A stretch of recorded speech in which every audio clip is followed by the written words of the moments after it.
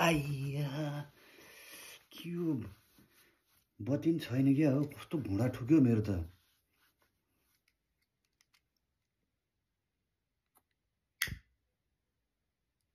toilet जाउँ भनेको भुँडा ठुक्यो भने आइया के को बत्ती हुनु नि अब कुलमान घिसिङलाई सरकारले हटाइयो भनेर यत्रो चाहिँ न्युज मोबाइलको स्क्रिनमा आइरहेछ अब कहाँबाट बत्ती हुनु त अब कुलमान घिसिङलाई हटाइयो रे सरकारले बहुत राम्रो काम गरे सरकारले धन्यवाद सरकार राम्रो मान्छेलाई टिक्न गरिखान दिएनन् स्याबास जनताले यस्तै महसुस गरेको छ धेरै वर्ष भयो स्याबास सरकार अब त्यही हो राम्रो मान्छेलाई त देशमा टिक्नै दिँदैनन्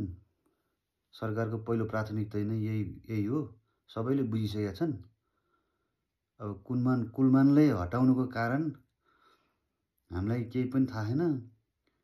देशले चाहिँ उज्यालो पाएको भनेर चाहिँ बहुत रिस रहेछ सरकारले जनताले चाहिँ उज्यालो भएको महसुस गरेको भनेर बहुत चित्त दुखेको रहेछ सरकारले तस्करीहरूले चलाएको देशमा राम्रो मान्छे टिक्नेवाला छैन धन्यवाद छ तपाईहरुलाई